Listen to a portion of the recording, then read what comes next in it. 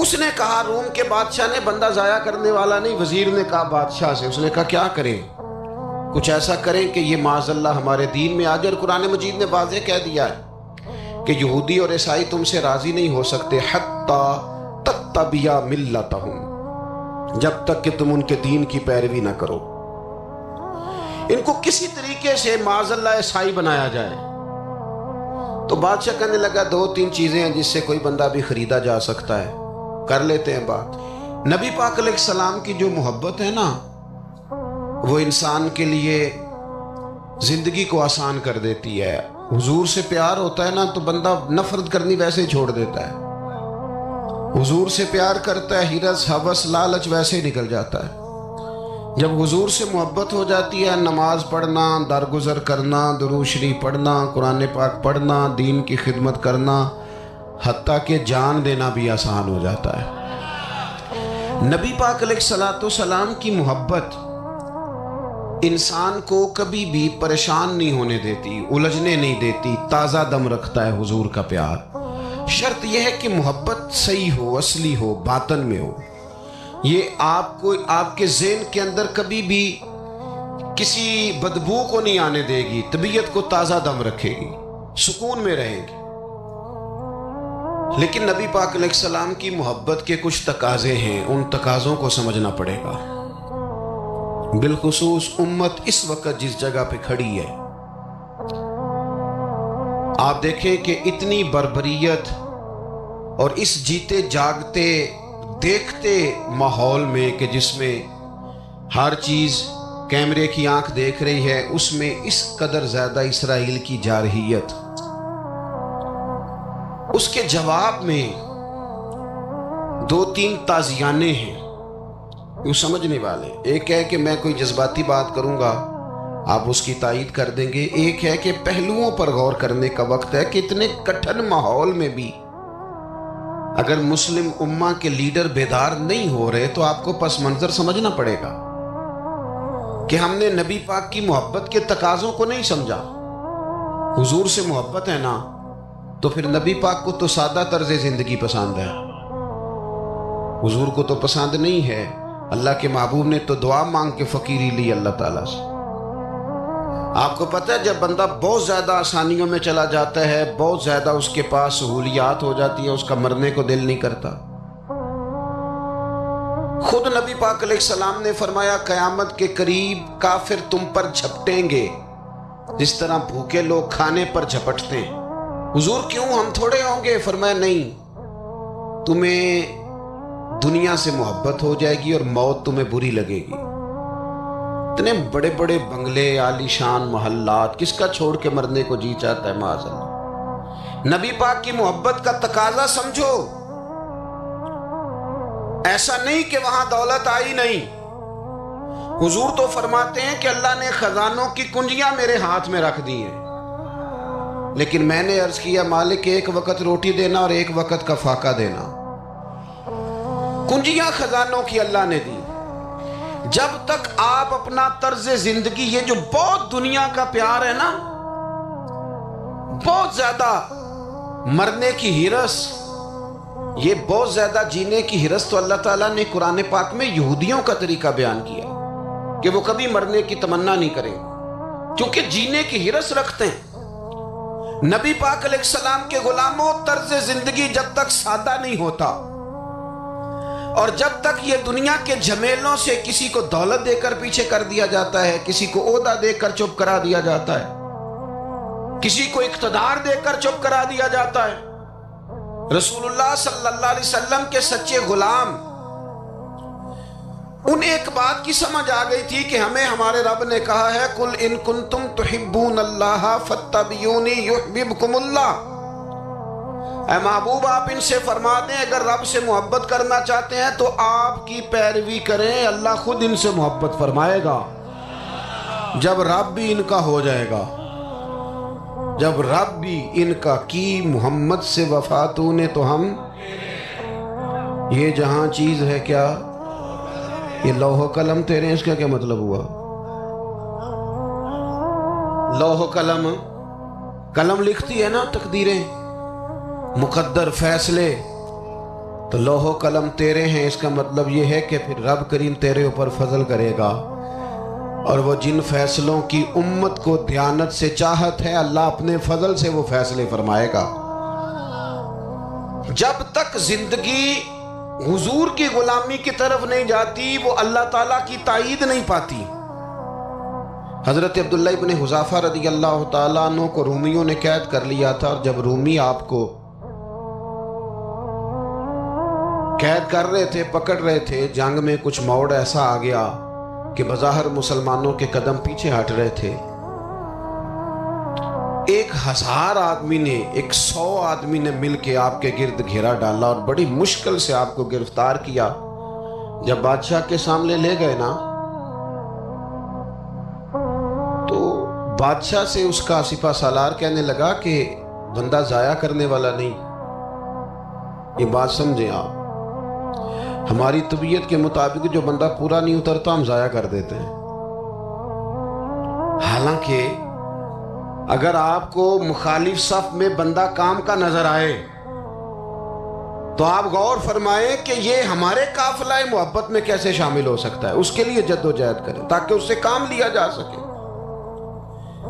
اس نے کہا، روم کے بادشاہ نے، بندہ ضائع کرنے والا نہیں۔ وزیر نے کہا بادشاہ سے، اس نے کہا کیا کریں؟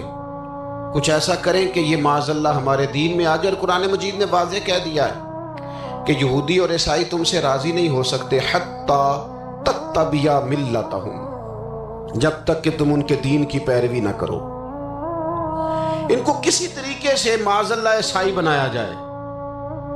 تو بادشاہ کہنے لگا 2-3 چیزیں ہیں جس سے کوئی بندہ بھی خریدا جا سکتا ہے، کر لیتے ہیں بات۔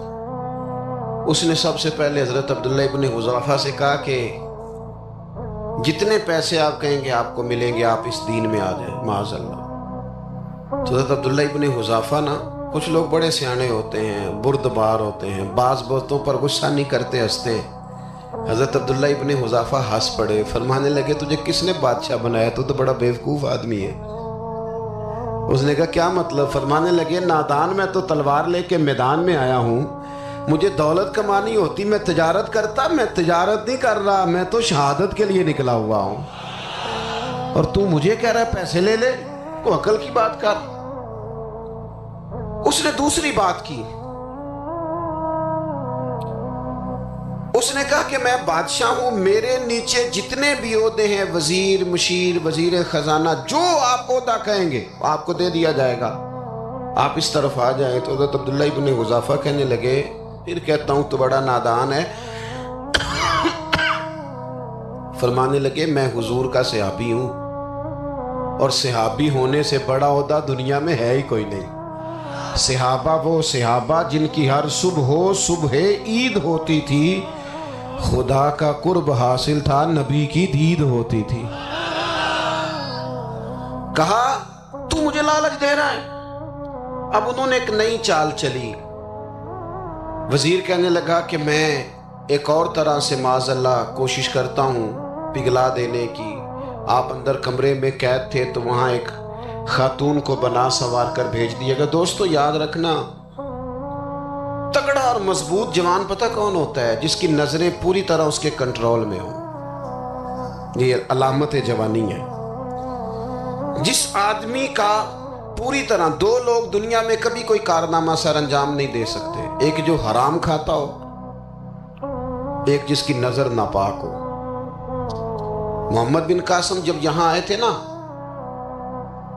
تو ایک دن بڑے پریشان تھے، تو ایک بزرگ کہنے لگے آپ کیوں پریشان ہیں؟ کہنے لگے راجہ دہر سے مقابلہ ہے، اور ہماری فوج تو سندھ کے رستے بھی نہیں جانتی، زبان بھی نہیں جانتی، لڑیں گے کیسے؟ 2-4 دن کے بعد ان بزرگوں کی دوبارہ محمد بن قاسم سے ملاقات ہوئی تو بڑے خوش تھے۔ کہا اب آپ کیوں خوش ہیں؟ کہنے لگے وہ میرا مقابلہ نہیں کر سکتا، میں نے تحقیق کر لی ہے۔ کہا کیوں؟ کہنے لگے نظر کا گندہ ہے، اور جو نظر کے گندے ہوتے ہیں وہ میدانوں میں ٹھہرا نہیں کرتے۔ میدان کے لیے نکلنے کے لیے پاک جوانی کی ضرورت ہوتی، تطہیر مزاج ہونا ضروری ہوتا ہے، پاکیزہ افکار اور سچی اور سچی ستھری سوچوں کا ہونا ضروری ہوتا ہے۔ اس لیے فرمایا کہ میرا مقابلہ نہیں کر سکتا۔ حضرت عبداللہ ابن حذافہ کمرے میں تھے، تو وزیر کی بیٹی اندر سجی سنوری پہنچ گئی. جیسے ہی آپ نے اس کفر کی چال کو دیکھا تو تیمم کر کے نفل شروع کیے. وہ ساری رات بیٹھی رہی، رب کا بندہ ساری رات عبادت کرتا رہا. عبادت بڑا سہارا ہے، مصلی بڑا سہارا ہے اللہ کے بندوں. صبح دروازہ کھولا، وزیر نے اپنی بچی سے پوچھنا چاہتا تھا رزلٹ کیا نکلا، تو وہ کہنے لگی پیچھے ہٹ جا، اب تیرا میرا تعلق کوئی نہیں، میں نے نبی پاک کا کلمہ پڑھ لیا. اس نے کہا میں نے بھی زمانہ دیکھا ہے، پر یہ کیا لوگ ہیں، کستوری کے بنے ہوئے، سندل سے دھلے ہوئے، کہ میں ساری رات کمرے میں رہی اور 100 اور 1000 آدمی جس جوان کا مقابلہ نہ کر سکے، اتنا طاقتور جوان کمرے میں رہا اور اسے نظر اٹھا کے نہ دیکھا. وہ کچا رنگ للاری والا جڑا چڑھدا تے لیندا رہندا ہے، اے عشق تیرے دا رنگ محمد چڑھیا پھر نہیں لیندا. نے کہا ایک دفعہ نظر اٹھا کے نہیں دیکھا، کمال ہو گئی. اتنے بڑے لوگ، اتنی بڑی سعادت مندی، فیروز بختی، معاملہ فہمی حد ہو گئی. اللہ اکبر. دوستو، بادشاہ جب پوری طرح ہار گیا نا، اس نے کہا مار دو.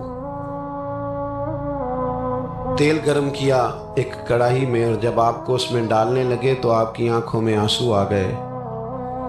بادشاہ کا خیال ہوا شاید نرم ہو گئے ہیں. کہنے لگا روئے کیوں؟ فرمانے لگے سوچتا ہوں جان ہی ایک ہے، کتنا مزہ ہے اس کی راہ میں جان دینے کا، کتنی لذت ہے اس کے نام پر مرنے میں، کتنا لطف ہے.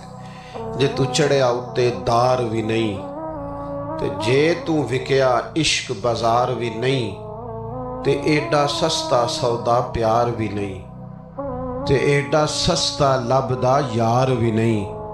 کئی جنگل گانے پیندے نی، کئی دوزخ لنگنے پیندے نی، جے ویس ملوں بھی مل جاوے ایدوں سستا ہور بپار بھی نہیں. تے کچھ سمجھ نہ آوے لوکانوں وہ کادے نال شہید کرے، ڈٹھی یار دے ہاتھ تلوار بھی نہیں، پر او دا خالی جاندہ وار بھی نہیں. کہنے لگے ایک جان ہے نا، تو دل کرتا ہے ہزاروں ہوتی تو ایک ایک کر کے محبوب کے نام پہ قربان کرتا. جب میرے پاس ہے ہی ایک، کروں کیا؟ حضرت عبداللہ ابن حذافہ رضی اللہ تعالیٰ عنہ جب روئے اور بادشاہ نے یہ بات سنی تو بادشاہ اٹھ کے کھڑا ہو گیا. سارے وزیروں مشیروں کو کہنے لگا تم نے کہا تھا نا بندہ ضائع کرنے والا نہیں، یہ بھی ضائع کرنے والا نہیں. کہنے لگا میرا ماتھا چومو، تم جیسے لوگوں کو قتل نہیں کرنا چاہیے، آزاد کرنا چاہیے. عزیز، اپنی زندگی سے نا یہ بہت زیادہ ہرس، ہوس، طمع، اور یہ کسی بات کی بھی ہو، ہرس صرف پیسوں کی نہیں ہوتی، شہرت کی بھی ہوتی ہے. یہ بیماری انسان کو اقتدار کی بھی ہوتی ہے، تعریف کی بھی بیماری ہوتی ہے. یہ سارے نقص ہوتے ہیں لوگوں کو، اور معاذ اللہ بعض جبوں کبوں کے اندر بھی ہوتے ہیں، وہاں بھی پنپتے. اپنی زندگی جب تک اس سادگی میں نہیں لاؤ گے جو رسول پاک نے عطا فرمائی ہے. جب لوگ آسانیوں میں پوری طرح الجھ گئے تو پھر وہ دور ہوئے اور کفر چڑھ گیا. دوسری بات، اللہ کے محبوب صلی اللہ تعالی علیہ وسلم کی محبت ہم سے تقاضا کرتی ہے کہ ہم اس مشن کے لیے کام کریں جس مشن کے لیے رسول پاک نے کام فرمایا ہے. ہم سارے کام بڑی مضبوطی سے، سوچ سمجھ کے، تدبر سے، حکمت سے، تقاضوں کو مد نظر رکھتے ہوئے کرتے ہیں. سارے کام دین کے کام میں ہمارا مزاج نہیں ہوتا. او ہو جائے گا جی، آپ بسم اللہ پڑھیں جی، شروع کریں جی. آپ تقاضوں کو سمجھیں، چیزوں کو دبائیں نہیں، چیزوں پر غور کریں. کسی کے ذہن کی سطح پر سوال ابھرتا ہے، اس کا تسلی بخش جواب دیں. اپنی زندگی میں دین کے کام کے لیے اپنے آپ کو وقف کریں. اور دین کے کام کے بہت سارے پہلو ہیں. ہزاروں لوگوں کو قرآن پاک ٹھیک پڑھنا نہیں آتا، ہزارہا لوگ ہیں جو قرآن مجید کے مطالب سے آگاہ نہیں ہیں. دین کی بنیادی ضروریات سے لوگ نابلد ہیں. میں آپ کو کس طرح یہ بات سمجھاؤں کہ ہزاروں کی تعداد میں طلاقیں اس لیے ہوتی ہیں کہ مردوں کو طلاق کے مسئلے نہیں آتے. انہیں پتہ نہیں ہے کہ مجھے حقوق زوجین کے معاملے میں کیسے چلنا. ढेर सारे घरों में तबाही इसलिए है कि तरबियत औलाद का दीनी मनहज हमें नहीं पता। अपना हिस्सा मिलाएं दीन के काम में। एक आदमी को अगर तू नमाजी करने में कामयाब हो गया, तेरी जिंदगी बदल गई। वो दीन बेजार लोग जो हमारे बीच बैठ के हमारी नौजवान नस्ल को पगड़ी और दाढ़ी का नाम लेके बुनियादी तौर पर दीन से दूर करते, ऐसे नौजवानों को दीन का पैगाम मोहब्बत देकर दीन के करीब करना हमारी ड्यूटियों का हिस्सा है। हमें जिम्मेदारी का एहसास करना पड़ेगा, हमें ये खास कदम उठाना पड़ेगा, तवज्जो देनी पड़ेगी। मसाजिद, मदारस, मैं आपसे अर्ज करूं, इतनी डट के मुखालफत होती है ना मदरसों की, इतनी डट के। मैं इदारा चलाता हूं, उसके चलाने में जो मुश्किलात हैं वो तो हम बता नहीं सकते आपको, इसलिए कि मेरी कौम, मेरा उस कौम से ताल्लुक है जो नात खां अमीर करना चाहती है, मदरसे नहीं। हाँ, नकीब खतीब पैदा करना चाहती है, शेर व शायरी की जिंदगी को परवान चढ़ाना चाहती है। फकत हमारा उन लोगों से ताल्लुक है जो लाखों करोड़ों रुपया महफिल पे लगाएंगे, और कारी साहब बेचारे अगर मस्जिद का कोई होने वाला काम किसी वक्त बता देंगे तो वो बड़ी मुश्किल आ जाएगी उनके लिए।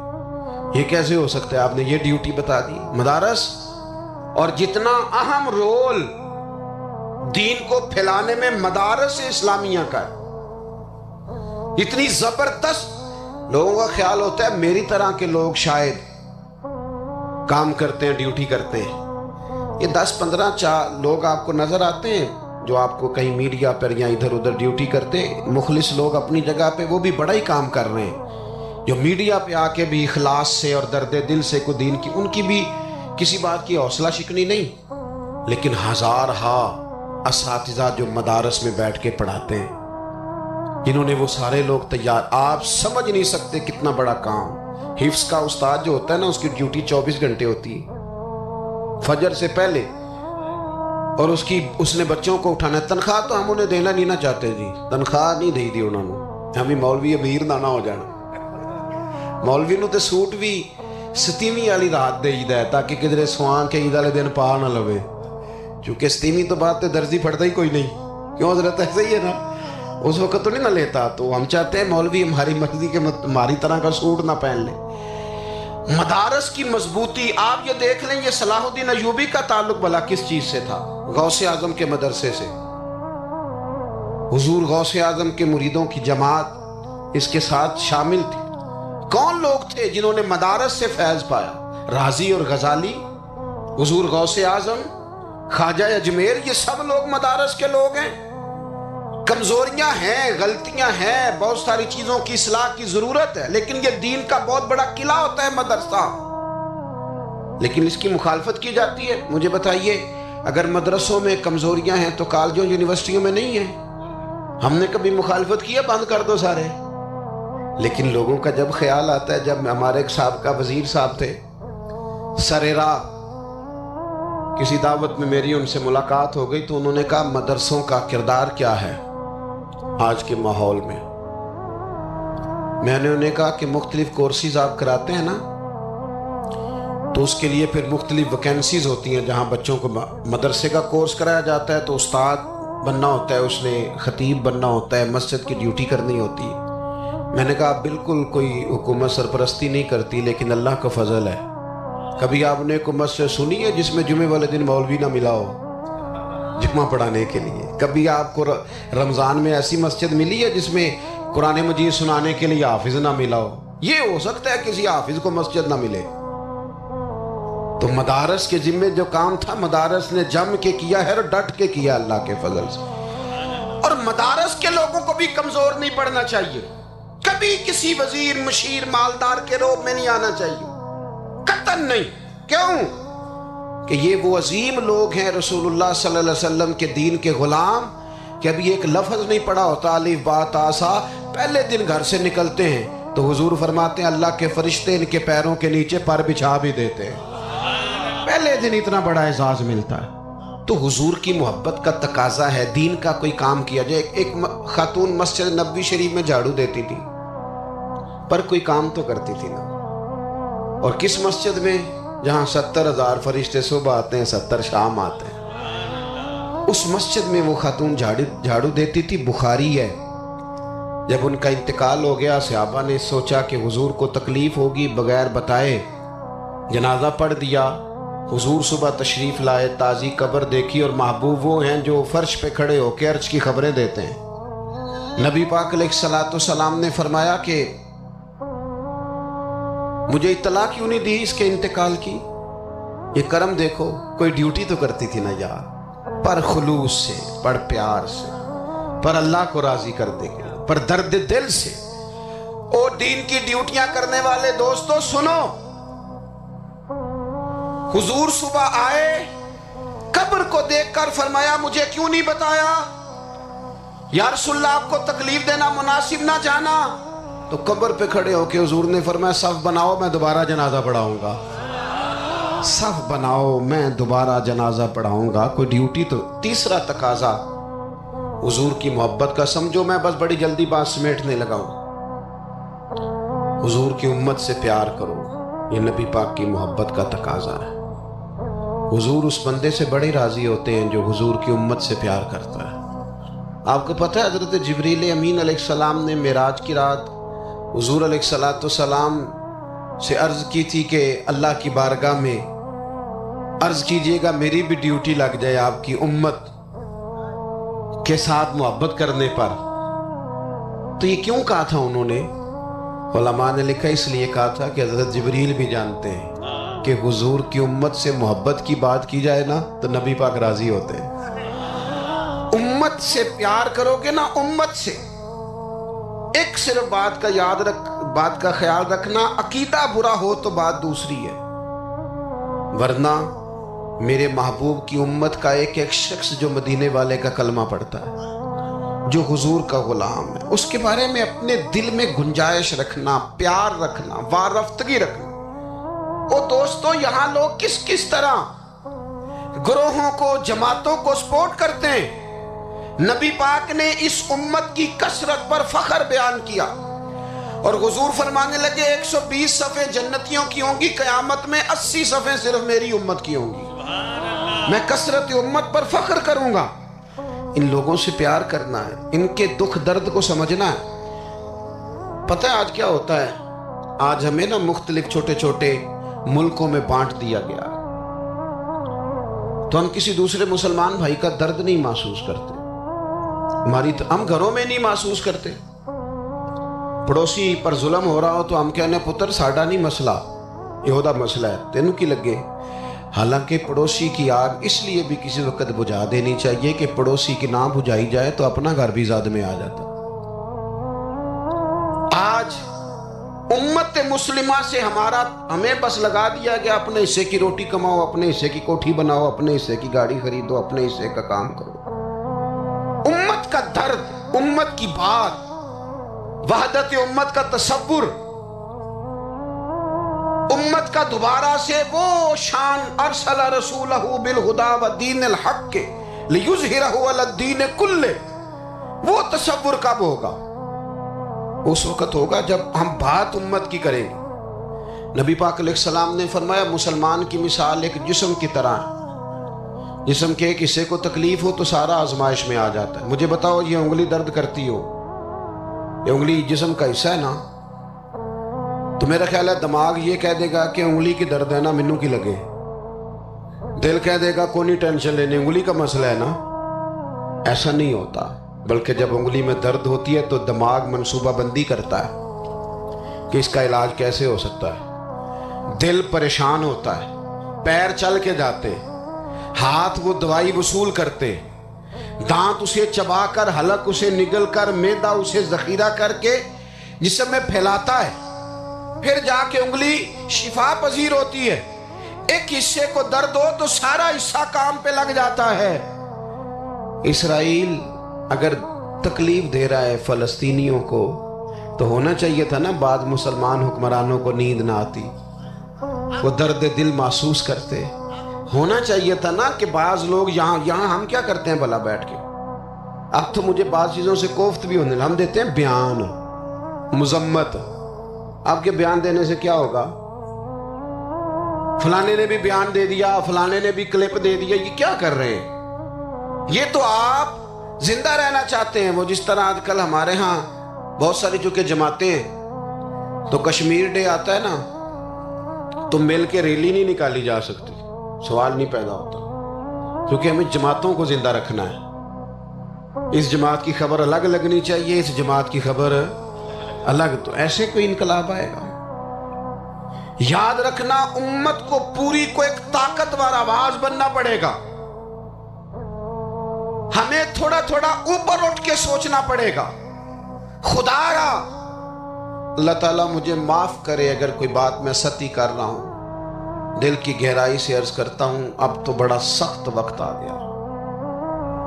اب چونکہ اب تو کیمرے کی آنکھ آئی ہے تو وہ زخمی بچے دیکھے نہیں جاتے, وہ تڑپتی مائیں دیکھی نہیں جاتی, وہ سسکتی اور آواز دیتی بیٹیاں سنی نہیں جاتی. وہ آوازیں ایسی ہیں جیسے وہ رات کے سناٹوں میں چیخیں بن کے لوگوں کو جگایا کریں گی. خدا را کچھ جرم ایسے ہوتے ہیں جن کی سزائیں بڑی سخت ہوتی ہیں, جن کی معافی بڑی مشکل سے ہوتی. اپنے اندر جذبہ ایمانی پیدا کریں. وہ میرے دوستو بستر پر بھی تو لوگ ماری جایا کرتے ہیں نا. اپنی زندگی رسول اللہ صلی اللہ علیہ وسلم کے دین کے نام کرو. جذبہ جہاد, شوق شہادت اور عشق رسول, یہ عناصر ہیں جو امت مسلمہ کو پیروں پر کھڑا کریں. 2 منٹ کے لیے سوچو, امت اگر اسی طرح کٹتی رہی, پریشان رہی, دکھتی رہی اور باری باری کر کے, اقبال نے کیا کہا تھا؟ اس نے کہا تھا وطنوں میں, انہوں نے کہا تھا کہ ان تازہ خداؤں میں بڑا سب سے وطن ہے, جو پیرہن اس کا ہے وہ مذہب کا کفن ہے. تو اقبال ہم کیا کریں, کہنے لگے بازو تیرا توحید کی قوت سے قوی ہے, اسلام تیرا دیس ہے, کیونکہ تو مصطفی ہے. تو بحیثیت مسلمان سوچنا شروع کر, بحیثیت مسلمان, اور یوں تو سید بھی ہو, مرزا بھی ہو, افغان بھی ہو, تم سبھی کچھ ہو, بتاؤ کہ مسلمان بھی ہو. تمہارے اندر کہیں سے کوئی مومن بھی بولتا ہے کہ نہیں؟ علاقائی تعصبات اور ملکی سرحدوں میں قید ہو جانے والوں, تم ایک نبی کی امت ہو. کیوں نہیں سمجھتے کہ جب کشمیر کی بیٹی روتی ہے تو مدینے والے محبوب پاک علیہ السلام کی امت کی بیٹی روتی ہے, جب فلسطین کی بیٹی روتی ہے تو امت کی بیٹیاں روتی. خدا را کچھ درد دل اپنی طبیعت میں پیدا کریں. میں حکمرانوں کی بات نہیں کرتا, میں تو عام لوگوں سے ایسے تبصرے سنتا ہوں جو نہیں کرنے چاہیے. وہ نہیں جی نہیں, دوسرا رخ بھی دیکھو, عام آدمی اٹھ کے, عام لوگ بھی یہ خطرناک سوچیں اور ان سے خوفناک نتائج برآمد ہوں گے. تو 3 باتیں میں نے آپ کی خدمت میں عرض کی ہیں. ایک تو کوشش کریں اپنی زندگی کے اندر کہ زندگی کو سادہ کریں. پیسہ ضرور کمائیں لیکن پیسے سے پیار نہ کرو, پیار تو مدینے والے رسول سے کرنا. دولتیں, ہرس, ہوس, طمع, ان سے باہر آؤ. اور دوسری گزارش آپ کی خدمت میں یہ عرض کی ہے, کچھ نہ کچھ دین کا کام, اور اس میں بھی شہرتوں سے بچتے ہوئے, تصویروں سے بچتے ہوئے. میں ہر محفل میں شاید کہتا ہوں میری فوٹو آ رہی ہے اور لائیو آ رہا ہے اور فلاں ہو رہا ہے, لیکن اس محفل کا خوبصورت انسان وہ ہے جو سب سے پیچھے بیٹھا ہے. وہ کسی فوٹو کے لیے نہیں آیا. اور میں ڈھیر سارے لوگ دیکھ رہا ہوں, یہ جو آگے بیٹھ جاتے ہیں بعض اوقات 5, 7, 10 لوگ, یہ بڑی تصویر سازی کرتے ہیں, لیکن جو پیچھے بیٹھے ہوتے ہیں, جو پیچھے بیٹھے ہوتے ہیں ان کی کوئی فوٹو نہیں آتی. اور میں نے بہت سارے لوگوں کو دیکھا ہے کبھی موبائل کو ہاتھ بھی نہیں لگاتے, لیکن جن کے لیے آئے ہیں انہیں تو پتہ ہے نا کون کون آیا ہے. اور کچھ دین کے لیے کریں. اور تیسری گزارش آپ کی خدمت میں یہ ہے کہ امت بن کر بھی ضرور سوچیں اور امت کے دکھوں کا مداوع بھی کریں اور امت مسلمہ کا درد بھی اپنے سینے میں ضرور محسوس کریں. اللہ تعالی ہماری اس بزم کو. جی ایک بات اور سن لیں جی, نبی پاک علیہ الصلوۃ والسلام نے ارشاد فرمایا, لائیں جی, حضور سید عالم علیہ الصلوۃ والسلام نے ارشاد فرمایا کہ جب تک بندہ اللہ کے بندوں کی مدد میں رہتا ہے نا, اللہ بھی اس کی مدد کرتا رہتا ہے. یعنی اگر آپ امت کے لیے سوچتے ہیں, کوئی امت کے لیے فکر پیدا کرتے ہیں, کچھ امت کی سوچیں لاتے ہیں, تو اللہ بھی مدد فرمائے گا. اور یہ بات اچھی طرح یاد رکھیں, جب بھی بندہ کوئی ایسا کام کرتا ہے نا جو خالص اللہ کی رضا کے لیے ہو تو رب کی مدد ضرور آتی ہے۔ وَلَقَدْ نَصَرَكُمُ اللَّهُ بِبَدْرٍ وَأَنْتُمْ أَذِلَّةٌ، تو یہ کام کریں گے تو اللہ کی مدد بھی آئے گی، اللہ توفیق عطا فرمائے۔ وَمَا عَلَيْنَا إِلَّا الْبَلَاغُ۔ تو حضور نے فرمایا اگر اپنے بچوں کے لیے رزق حلال کمانے نکلا ہے پھر بھی اللہ کے راستے میں ہی ہے، اور اگر اس لیے نکلا ہوا ہے کہ کسی کے سامنے ہاتھ نہ پھیلانا پڑے تو پھر بھی یہ اللہ کے راستے میں ہی ہے۔ اور فرمایا اگر اس لیے نکلا ہے کہ اپنے بہن بھائی بال بچے ماں باپ دوست احباب کے ساتھ خیر کرے گا تو پھر بھی اللہ کے راستے میں، یعنی بظاہر وہ کام جنہیں لوگ دنیا کا کام سمجھتے ہیں اگر اس میں بھی رضا الہی شامل کر لی جائے تو وہ کام دین بن جاتا ہے، اور اگر جس کام کو لوگ دینی کام سمجھ کے کریں لیکن اس میں تصنع آ جائے، بناوٹ آ جائے، لوگوں کو ذرا پتہ چل جائے، ذرا میری بھی فوٹو آ جائے، ذرا میرا بھی نام ہو جائے، تو آپ نے دینی کام نہیں کیا یا آپ نے دنیا داری کی۔ تو اپنی زندگی میں اخلاص، میں اکثر دوستوں سے کہتا ہوں کہ میاں بیوی بھوک میں بھی گزارا کر لیتے ہیں، تھوڑی وسائل میں بھی زندگی گزر جاتی ہے، شرط یہ کہ ایک دوسرے کے ساتھ مخلص ہوں۔ لیکن اگر خاتون کو پتہ چلے کہ میرے ساتھ مخلص نہیں ہے اور خامد کو پتہ چلے کہ میرے ساتھ مخلص نہیں ہے تو وہ گھر نہیں چلتا۔ تو اگر اخلاص نہ ہو تو ایک گھر نہیں چلتا تو پورا دین کیسے چلے گا؟ اپنی زندگی میں اپنے مزاجوں میں اخلاص، بہت ساری ہماری پریشانیوں کا سبب ہمارا دکھاوا ہے، اور میں نے دیکھا ہے یہ جو دکھاوا کرنے والے ہیں بیچارے یہ بڑے ڈسٹرب لوگ ہیں، ذہنی طور پر شدید پریشان لوگ ہیں دکھاوا کرنے والے، بیچارے بڑی تکلیف میں ہیں کہ دیکھو یار میری فوٹو نہیں آئی، خود بتاتے ہیں اللہ کا شکر ہے جی میں فلانا کام بھی نیکی کا کرتا ہوں، بڑا کرم ہے جی فلاں خیر بھی۔ آپ کو یہ کیوں بتانا پڑا، اتنی پریشانی کیوں لگ گئی آپ کو؟ اگر آپ کرتے ہیں تو اللہ تعالیٰ اس کا اجر آپ کو عطا کرے گا، خود بخود آپ کو کیوں ایسا کرنا پڑا؟ اخلاص والی زندگی گزاریں، اپنے لہجوں میں اپنے لفظوں میں حسن اور صفائی لائیں۔ دیکھیں نبی پاک صلی اللہ تعالیٰ علیہ وسلم نے فرمایا قیامت کے دن کچھ لوگ بڑی نیکیاں لے کے رب کی بارگاہ میں حاضر ہوں گے، ان کے پاس بڑی نیکیاں ہوں گی، لیکن اللہ فرمائے گا تم نے نیکیاں تو کی تھیں پر کی تھی لوگوں کو دکھانے کے لیے۔ اب اس طرح کرو جن کو دکھانے کے لیے نیکی کی تھی انہی سے جا کے اجر مانگو، میرے لیے کی نہیں، لہذا ان سے اجر مانگو جن کے لیے تم نے نیکی۔ بڑا سخت معاملہ ہے اور بڑا اذیت ناک مسئلہ ہے دکھاوے کا، یعنی کوئی بھی آپ کام کریں، آپ کسی کے شاگرد ہوں تو مخلص ہوں، کسی جگہ ارادت مند ہوں تو مخلص ہوں، کسی جگہ استاد ہوں تو مخلص ہوں، کسی جگہ آپ کی ذمہ داری تعلیم و تربیت کی ہو تو مخلص ہوں۔ اگر اخلاص نہیں ہوگا تو پھر ریاکاری کا سادہ ترجمہ اداکاری ہوتا ہے، پھر اداکاری بندہ کتنی کو کرے گا، تھک جائے گا۔ آپ مخلص ہو کر اپنا کام بھی صحیح کر کے کریں اللہ کی رضا کے لیے۔ یہ رشتہ داروں میں زیادہ لڑائیاں کیوں ہوتی ہیں؟ سارا چکر پروٹوکول کا ہے، مجھے آگے نہیں کیا، میرا نام نہیں لیا۔ اگر اخلاص ہو جائے نا یار میں نے اللہ کی رضا کے لیے صلہ رحمی کرنی، تو پھر تو میرے نبی پاک نے فرمایا جو تم سے توڑے اسے جوڑو، جو تمہیں محروم کرے اسے عطا کرو، پھر تو انداز اور ہو جاتا۔ اخلاص جو ہوتا ہے وہ اصل ہوتا ہے، اخلاص جو ہوتا ہے وہ حسن ہوتا ہے، اور نبی پاک علیہ السلام نے فرمایا مخلص ہو جاؤ، خالص ہو جاؤ اللہ کی رضا کے لیے، تمہارا تھوڑا عمل بھی تمہیں کفایت کر جائے گا، تھوڑا عمل بھی تمہارے لیے زیادہ ہو جائے گا۔ مخلص ہو جاؤ، تھوڑا عمل بھی فائدہ دے گا، لیکن اگر اخلاص نہیں تو پھر تو انسانی زندگی انتہائی کٹھن ہو جاتی ہے، وقت گزارنا مشکل ہو جاتا ہے۔ مخلص ہے نا جو بندہ تو وہ سادہ بھی ہے، جو مخلص ہے وہ چھپا ہوا بھی ہے، اور حضور نے فرمایا اسے مبارک ہو جسے تھوڑے لوگ جانتے ہیں، وہ بندہ ویسے ہی انفرادی ہو جاتا ہے۔ اخلاص اپنی زندگی میں، اپنے معاملات میں، اپنی روٹین میں، اس کو میں نے ایسے لوگوں کو دیکھا جو ٹیچر ہیں کسی ادارے میں، خود پتہ چل جاتا ہے انہیں کہ یار یہ بچہ کمزور ہے، غریب ہے، اس کے ماں باپ زیادہ اخراجات قبول نہیں کر سکتے، اٹھا نہیں سکتے، تو میں نے دیکھا ہے کہ وہ استاد سب اپنی جیب سے اس کا خرچہ دے رہے ہوتے ہیں، یہ اخلاص ہے۔ اگر مخلص ہو جائیں، منتظمین، معاونین، تو بہت سارے بچے جو تعلیم سے رہ جاتے ہیں وہ نہ رہیں، وہ پڑھ جائیں۔ ہم اگر مخلص ہو جائیں، اخلاص ہو جائے، تو ہم بہت سارے لوگ ایسے ہوتے ہیں جن کو ساتھ لے کے چل سکتے ہیں، ان کے کاروبار سیٹ کرنے میں مددگار ثابت ہو سکتے ہیں، لیکن ہمارا تو خیال ہوتا ہے کہ کہیں ایسا نہ ہو کہ وہ بھی سیٹ ہو جائے تو میرے برابر نہ آ جائے۔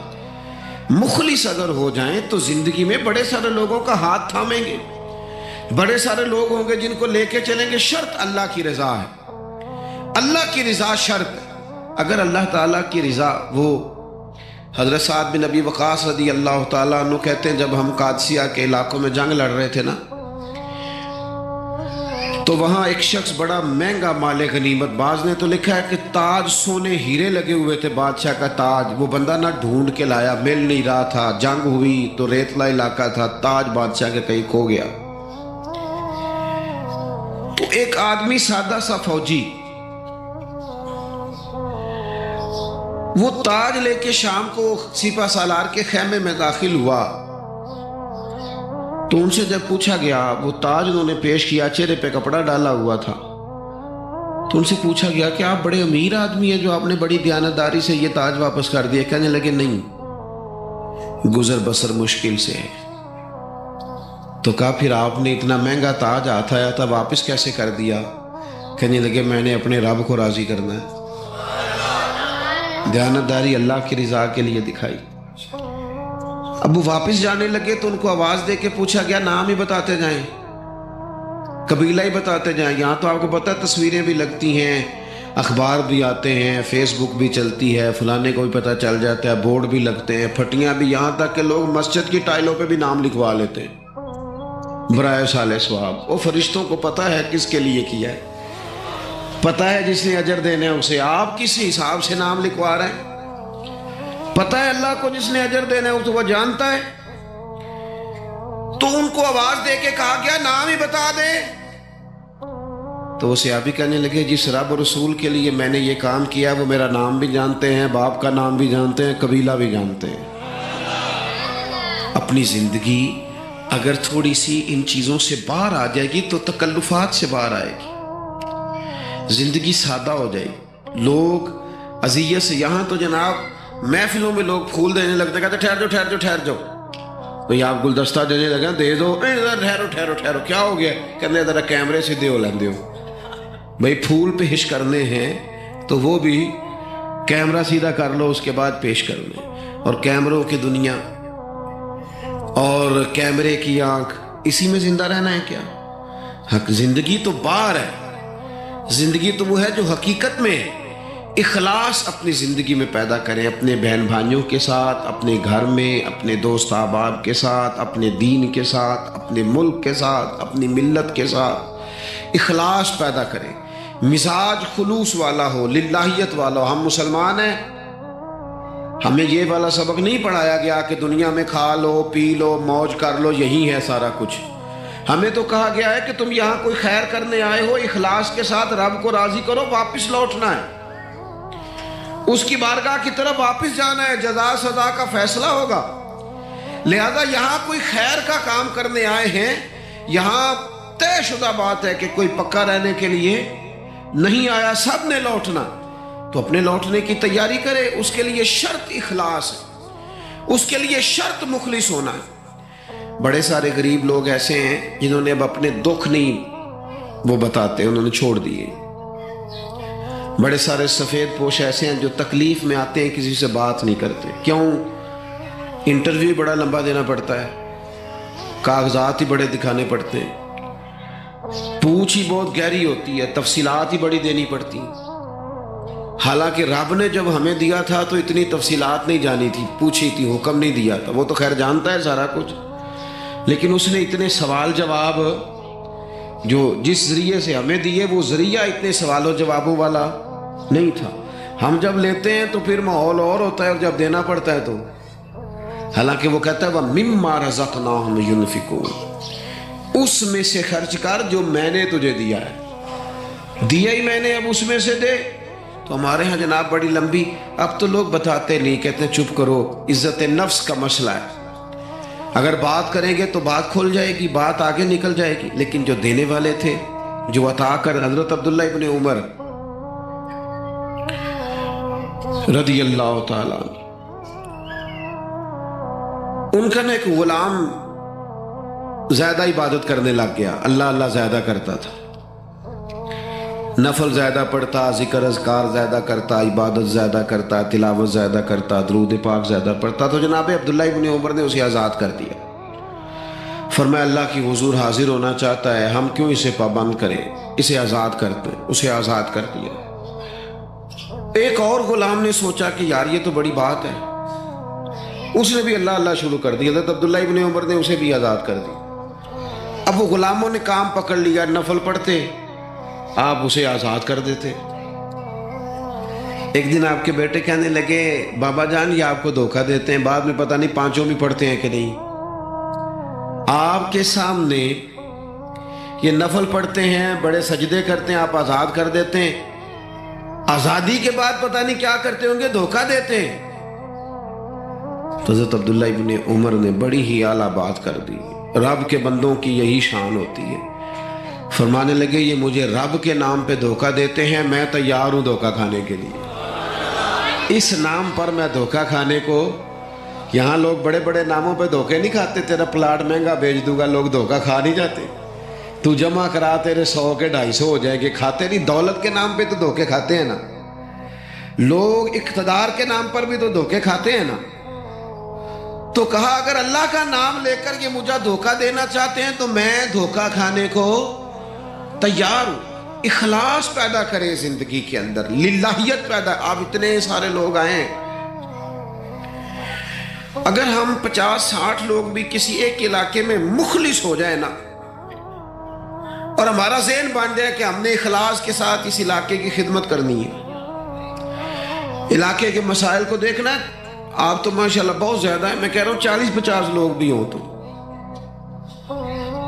وہ گلی سے گزر رہے ہوتے ہیں تو گاڑی جو ہے وہ کسی کھڈے میں لگتا ہے، ٹائر تو اس پہ تبصرہ ہوتا ہے، ساڑھی حکومت کوئی کام نہیں کر دی، ویکو کٹے کھڈے نے، حالانکہ وہ 10 منٹ کا کام ہے، گاڑی سائیڈ پہ کی جائے، ایک دابڑا ایک کئی اسے پکڑا جائے اور کھڈے کو بند کر دیا جائے، اور وہ میں نے تو دیکھا ہے کہ جو 4 کروڑ روپے اپنے گھر پہ لگاتا ہے وہ 10 لاکھ روپے گلی پہ لگانے کو تیار ہی نہیں ہوتا، ساری گلی میں پانی کھڑا ہے۔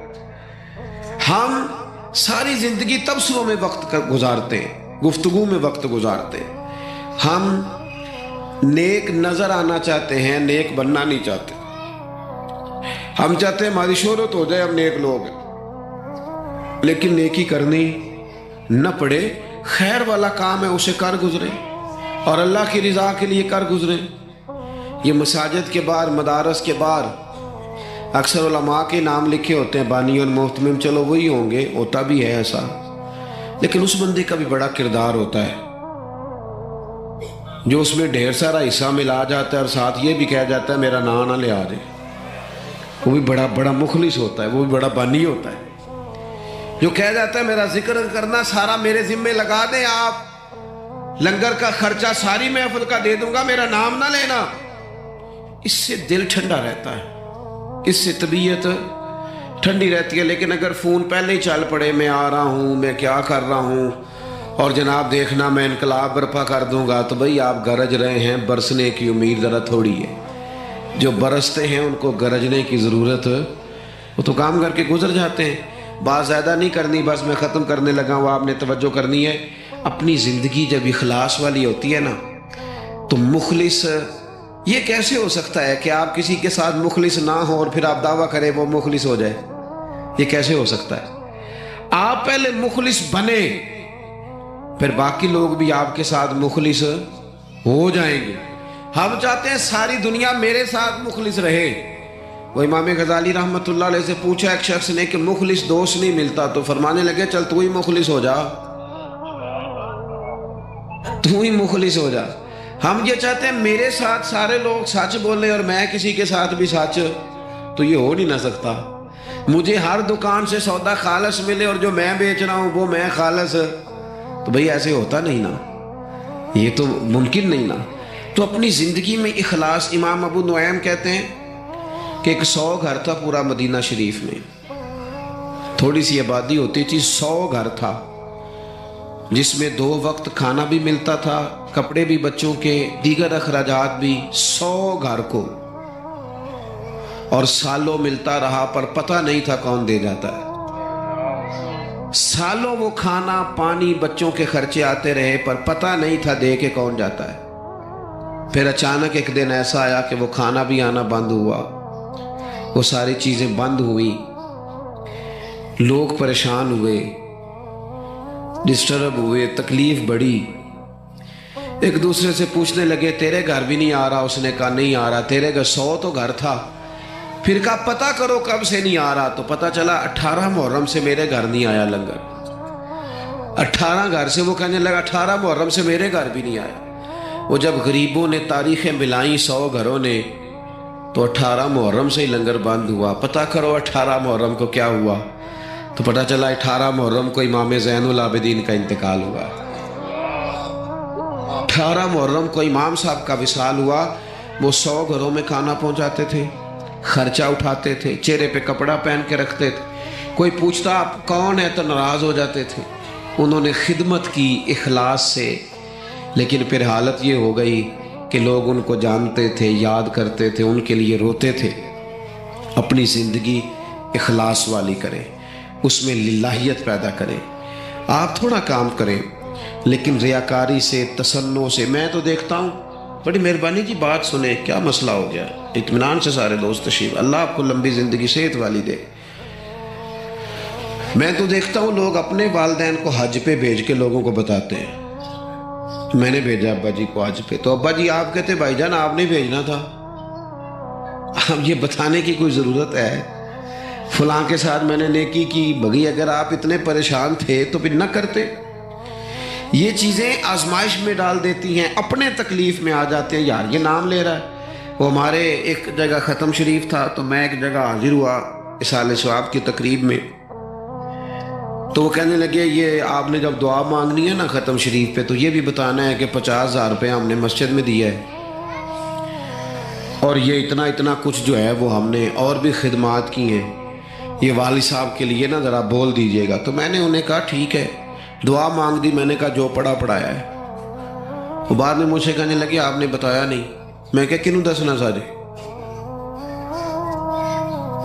کہنے لگے وہ ذرا، میں نے کہا خدا کے بندے ابا جی کیا دے گئے آپ کو زندگی پوری میں؟ کہنے لگے بڑا کچھ۔ تو میں نے کہا انہوں نے بھی مسجد اعلان کرایا تھا کہ میں بچوں کو زمین دے کے جا رہا ہوں، گھر دے کے جا رہا ہوں، دکان اعلان کرایا تھا؟ کہنے لگے نہیں۔ تو میں نے کہا تو 50,000 دے کے اعلان کراتا پھرتا، کیا مطلب چکر میں پڑ گئے؟ اس سے تو کوفت پیدا ہوتی ہے۔ اپنی زندگی اخلاص والی کرنی ہے، اس میں للہیت پیدا کرنی ہے، اور کوشش کریں کہ عمل ضرور کوئی نہ کوئی کریں۔ 3 باتیں میں نے آپ سے کرنی ہیں آخر میں، اور ان پر آپ نے عمل کرنا ہے، کریں گے انشاءاللہ تعالی۔ ایک تو کچھ نفل نماز گھر میں پڑھا کریں، یہ ضروری ہے گھر کے ماحول کو درست رکھنے کے لیے۔ 10 نفل، 8 نفل، 6 نفل، کچھ نہ کچھ نفل نماز گھر میں ضرور ادا کریں، اس سے گھر میں برکت بھی ہوگی۔ اور حضور نے فرمایا اپنے گھر کو قبرستان نہ بناؤ، کچھ نماز گھر میں بھی پڑھا کرو۔ دوسرا، کچھ قرآن مجید کی تلاوت گھر میں ضرور کرنی ہے، یہ اپنا ذوق بنائیں۔ بچوں کو بار بار کہنے سے نہ کہ قرآن پڑھو تو وہ کوئی نہیں پڑھتے، آپ کھول لیں انشاءاللہ وہ بھی پڑھیں گے، آپ پڑھیں وہ بھی پڑھیں گے۔ اور تیسری بات یہ کہ گھر میں نا میرے نبی پاک علیہ السلام کا ذکر ضرور کریں، روز حضور کی سیرت کی کوئی بات سنا دیں، کوئی حدیث پاک سنا دیں۔ کچھ نہ ہو سکے تو بچوں سے کہیں پتر کوئی نعت شریف تو سنا تھوڑی سی، اپنے بچوں سے۔ اپنے گھر میں ذکر رسول کا مزاج بنائیں، اپنی طبیعت میں حضور کے تذکروں کو پیدا کریں ماحول میں۔ نتیجہ کیا ہوگا؟ اس کا نتیجہ یہ ہوگا کہ ہمارے گھروں میں راحت آئے گی، گھروں میں سکون ہوگا، گھر کے اندر للہیت پیدا ہوگی، گھر کے ماحول میں آپ دیکھیں گے کہ ایک الگ سے خوبصورتی پیدا ہو گئی ہے۔ اپنی زندگی میں بہت سارا اخلاص پیدا کریں، بہت ساری للہیت، کوئی بھی خیر کا کام کریں تو تسنع سے، بناوٹ سے، ریاکاری سے اپنے آپ کو بچائیں۔ میرے رسول پاک صلی اللہ علیہ وسلم نے لوگوں کو خالص کر دیا، اتنا خالص کر دیا، اتنا خالص کر دیا کہ مکے سے جب ہجرت کر کے لوگ مدینے آئے تو مدینے والوں نے آدھی جائیدادیں بانٹ کے دے دی۔ سگے بھائی کو نہیں دی جا سکتی. لوگ لڑائیاں کرتے ہیں کارنر والی جگہ میری تو فلانی میری. انہوں نے کیوں دے دی؟ وہ مخلص بڑے تھے، ان میں للہ، اور انہیں دے کے تکلیف کوئی نہیں ہوئی، انہیں دے کے راحت ہوئی.